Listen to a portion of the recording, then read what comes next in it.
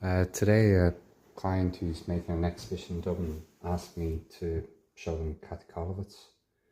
So here I'm doing a drawing from Kathy Kollwitz, woman and dead child. Kathy Kollwitz is utterly amazing.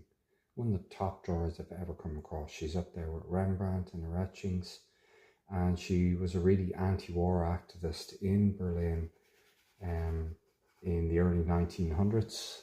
And in the Second World War, Hitler kind of buried her work, didn't allow her to exhibit. She wasn't killed, but didn't allow her to exhibit at all. She kept drawing during that period. When I lived in Berlin, I lived in Kollwitzstrasse for over 7 years in Prince Auberg. It was a really beautiful area, lovely time in my life. And here I'm working, building up the tones carefully. I took a lot of time doing the head here.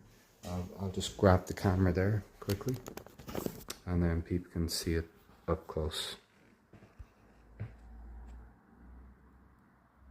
So look at the build up of tone, the delicacy of line, how delicate I arrive. These are things you can study in the studio, how to delicately arrive at line and tone without destroying or rubbing out your drawing all the time.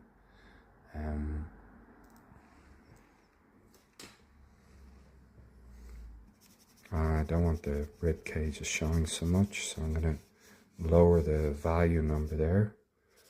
And I want to create that curve that Kathy Kollwitz has in the piece. There's the piece, look. It's an etching, by the way. So fundamentally, I'm transferring an etching to paper in this work. And I saw Kathy Kollwitz work the first time when I hitchhiked to Berlin when I was young.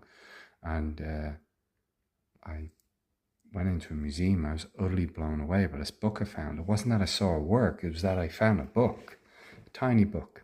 And it deeply affected me. I said, who is this? I knew Rembrandt's etchings really well, but I didn't know anything about this woman. And she'd clearly been looking at Rembrandt's etchings because they really inform the sense of light in her work, which you can see here, look.